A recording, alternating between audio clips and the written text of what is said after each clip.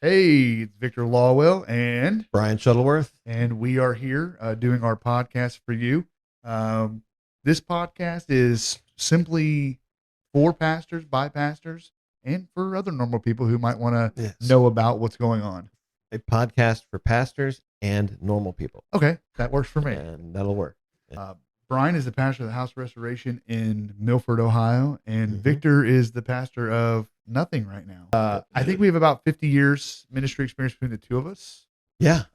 So I think we have a good grip on it. We want to look at pastoring from a modern standpoint and also from a traditional background. Mhm. Brian and I are both traditional, but also both, I think, out of the box thinkers for the most part. So we just want to share with you when we do these podcasts that there are guys out there that understand what you're going through. Not that we're going to solve all your problems, but maybe because of our dysfunction, you won't be dysfunctional. That's good. Yeah. We've, was it, I think Dr. Phil says, well, I've seen around some corners that you haven't seen around, and that's one of the biggest things that I've noticed because we're bringing, there's some folks as have a calling to pastor, a calling to ministry. And I'm able to sort of bring them in and kind of like let them in on a few things like, hey, when this happens, look at it this way, and stuff that you wouldn't say to normal people, just stuff that you could say, to someone who's up and coming, and really some stuff that I would have want to have known before getting into it. Yeah, because they don't teach you, regardless of what anyone ever tells you with any denomination or any non-denomination, whatever. Before you get into pastoring, nobody is going to tell you, "Hey, this is all of the things." Most of the time, you're going to get the Bible stuff, you're going to get the Mhm. polity, but you're not getting how do you deal with it when you're negative in your bank account because 15 people were out of church on a Sunday, and that's all your attendance. So, Yeah. nobody tells you how to deal with a screaming council member who's lost his mind because you got rid of his grandmother's piano. We're progressive, We're- his or her mind. Oh, I'm sorry. Yeah. Yeah. So those are the things that we think about and that Mhm. we've been through. Brian and both pastored. I've fostered, both pastored one church, and we've both been in. And that's what we're going to talk about today. We're going to talk Mhm. about we're talking about our experiences and our journey. And so I'll start. I'm going to let Brian start. So Brian is a Nazarene by trade. Yes, I was raised Nazarene, and which is good, holiness Great people, denomination. yes. Love the Fantastic. Nazarenes, and although and now that I'm Pentecostal, that wasn't a very challenging transition for me in that a lot of my family on my mother's side were Pentecostal. So the first person that I ever heard speak in tongues was my grandma. I, as this 13-year-old Nazarene kid, was like, this is weird, but this is my grandma. So I trust her. And so going into the Church of God was going into the Pentecostal denomination was there were some differences, but obviously, but Just a few. it wasn't that challenging for me. Now my wife, she was raised Catholic, and so Bada bing, bada boom. that's right, yeah. And so I was raised Nazarene, she was raised Catholic, and so instead of going to one or the other, we decided to go Pentecostal. There you go. Which is 100 yards from either. No, that's right. And one of the biggest things, and I think it's interesting, and something that I say to young ministers, and especially their wives, because they say the biggest resource for a church's most important resource are its people. A pastor's most important resource is his wife. Yeah. And 100%. I wouldn't know what to do without her. Lost without money. Yeah. And so and the thing that I tell pastors and up and coming pastors' wives is you don't have to look like we look. You don't have to do it the way we do it. It's different for everybody. When we were she knew I was gonna be a pastor and everything. One thing that Andrea said was, "I don't even play piano." Every pastor's wife we knew up until that point played piano, And I'm like, you don't have to play piano. She's like, I don't. I'm like, no, you don't. and so, uh, but so yeah, it's you're going to do it your way, and it's going to be different. Every pastor's different. Every pastor's wife is different, and so just find that your unique calling and use it. Use it in the church. Yeah, unlike Brian, I cut my teeth on Pentecostal church pews. My mother shouted me down the aisle when she was multiple months pregnant. You cut your teeth in tongues. Yes, I did, in tongues. It was interesting, and God healed me. But yeah, I was raised in a pastor's home. My dad is a Pentecostal. I'm third generation, Church of God pastor. So my dad was, and my grandparents were. So that's it comes as no surprise that I am very very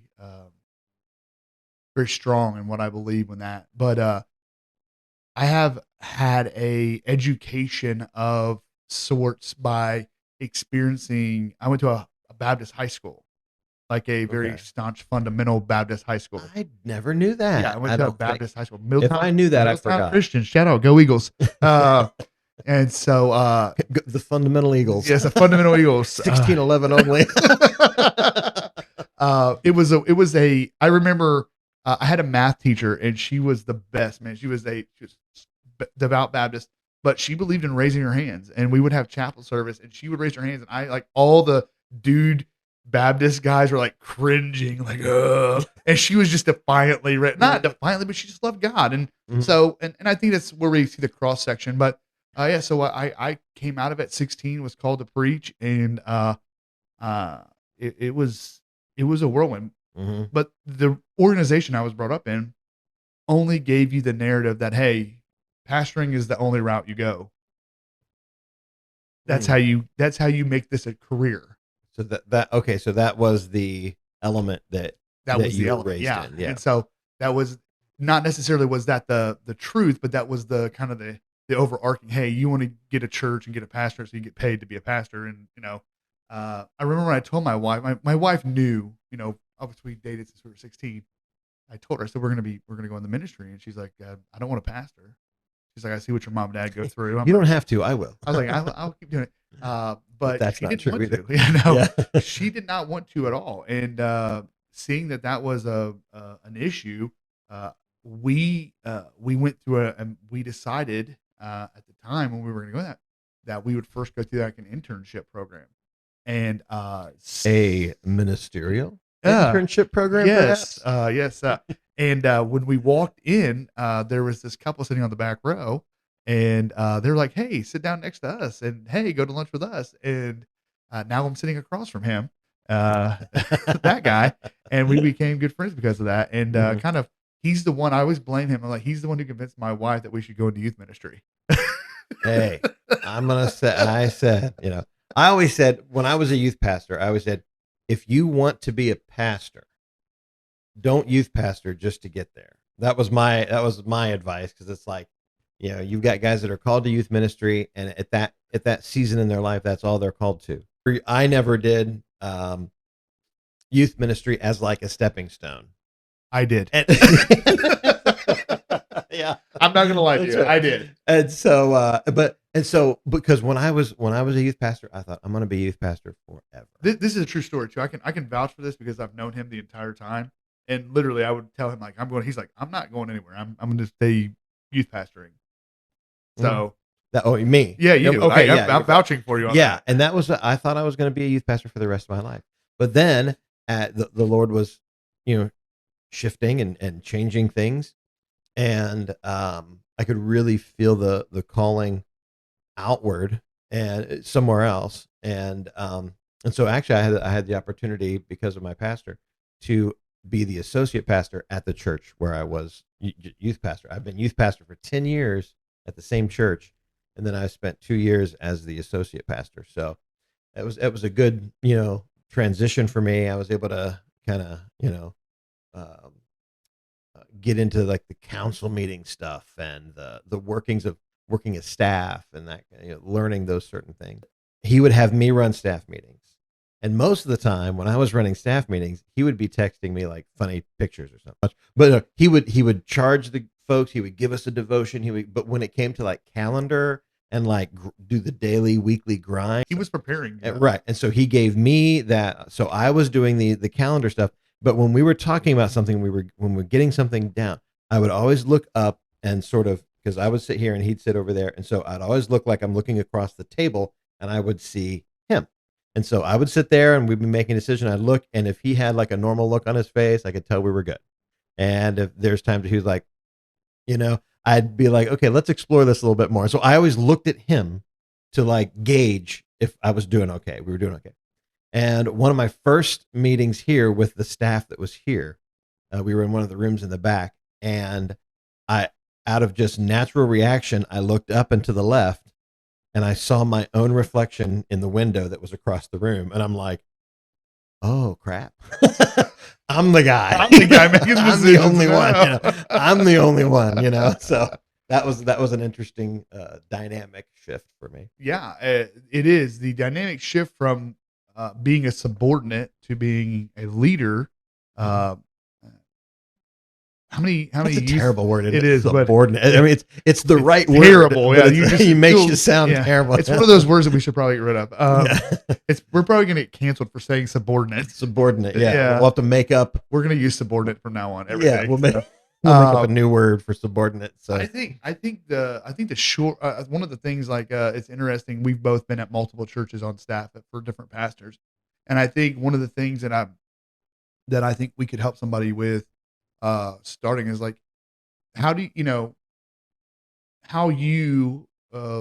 for me, knowing that when I was in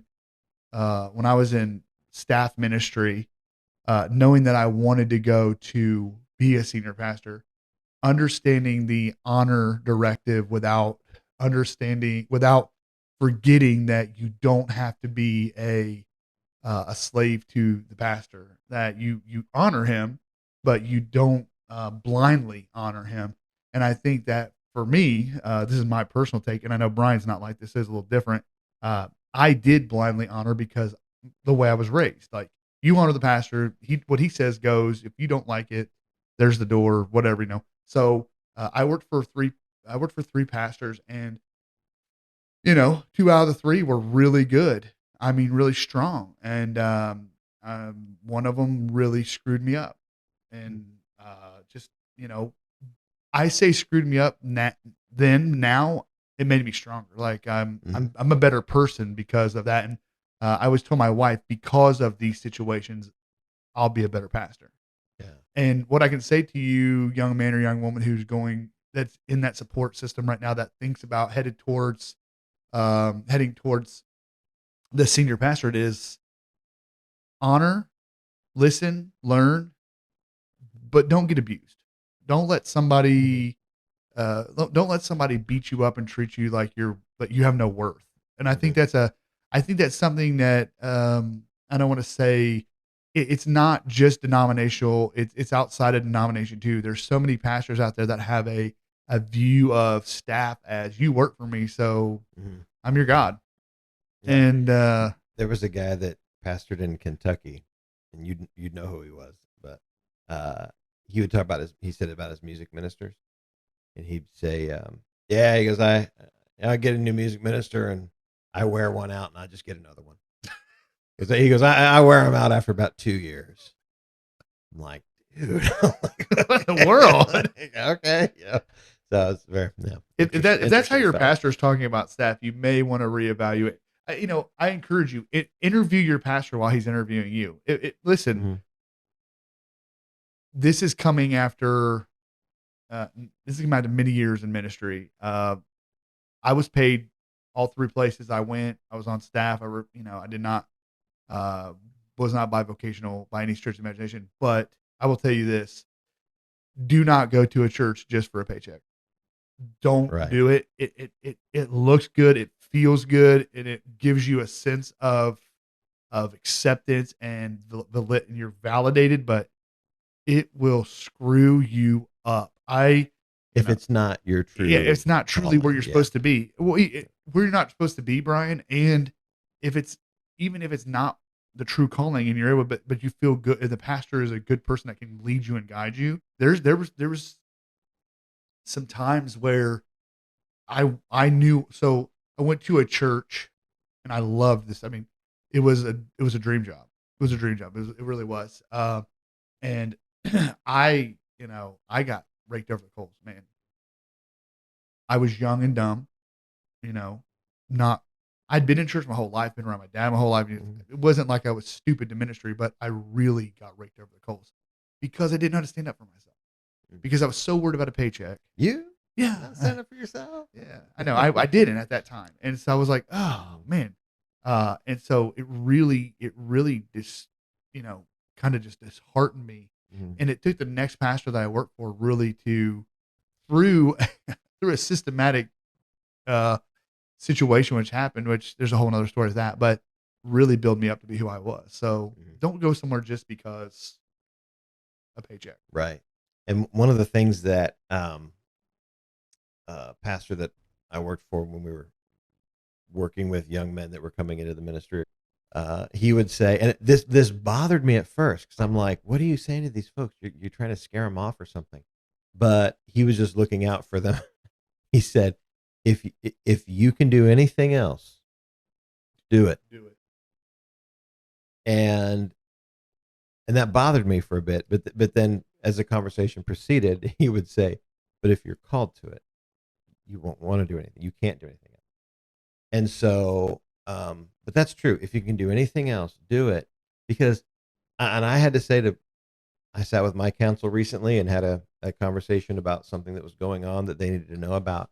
And I said, look, I know that people feel a certain kind of way and people say certain kind of things. I said, I did not get into this job to be cuddled. I knew what I was getting into.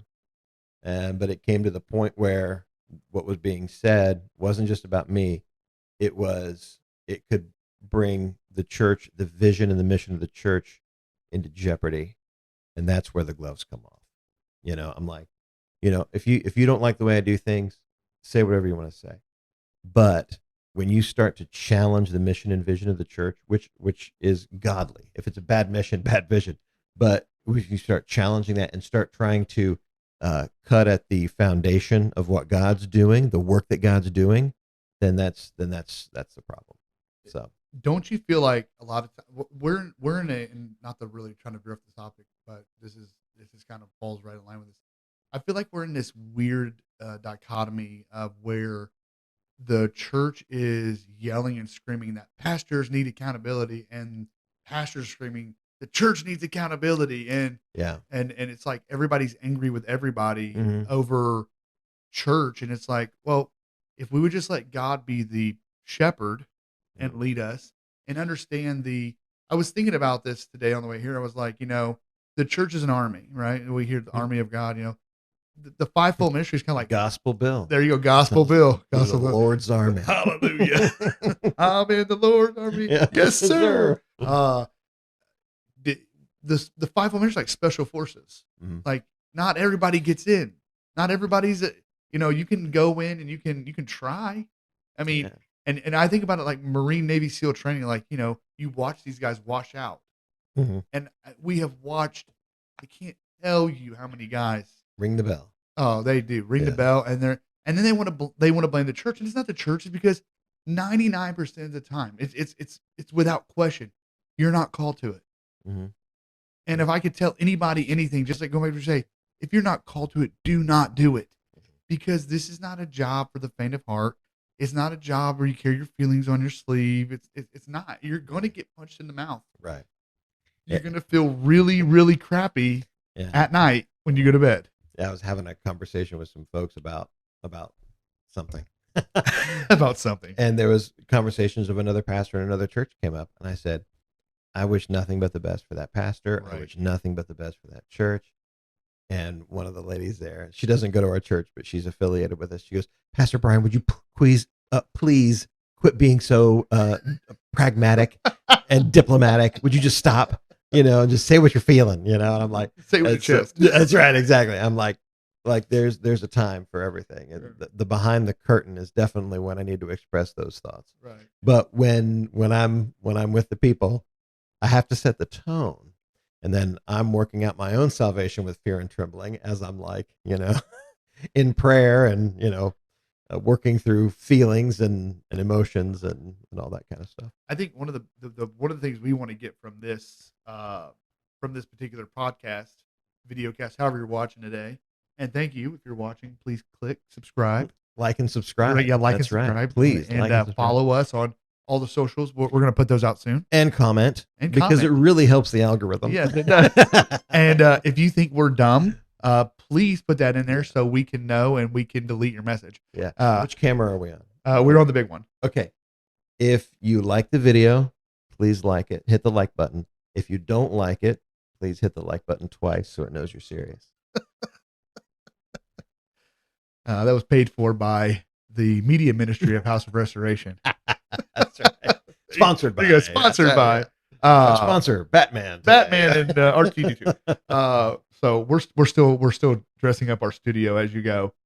Just so you know, there's a fake window. These are fake windows. They're not even real. So don't even pay attention. Yeah, they're and as the sun sets, that's fake too. Yeah, it's not even real. And we live on a flat Earth. Anyway, so. Whoa, we're going there already. Whoa, already. I thought we'd at least talk Podcast moon landing. number one. Oh, we'd talk moon landing first. So we're so I want to lay this out. I think this is so important to say, Brian, and tell me if I'm wrong. I think one of the biggest things that we want to get from this is we want transparency. We want to show you that we're behind the veil. You say like the behind the hidden veil, like we're human beings, and I think a lot of times people forget that when they're leaving a church, when they're mad at their church, they get on Facebook and become Facebook commentators, and they're just like bashing people. Listen, I get it. You are entitled to your emotions, 100%. Okay. But as my wife says constantly, it takes $0 to be nice, and you don't have to get on. You can have your. It's just like if we were to have a Baptist brother on here, and we wouldn't have a conversation about speaking in tongues, like we're not going to do that. Why bring anger? We wouldn't have the conversation. We just start speaking in tongues. Yeah, we would just start speaking in tongues immediately, and he would be converted. But no, seriously, we wouldn't do that because Brian and I are both kingdom guys. We believe that everybody's doing something for the kingdom. We're common ground guys. Yes. Let's find it and let's try to figure that out, because if not, we're losing the battle. I mean, seriously, we are.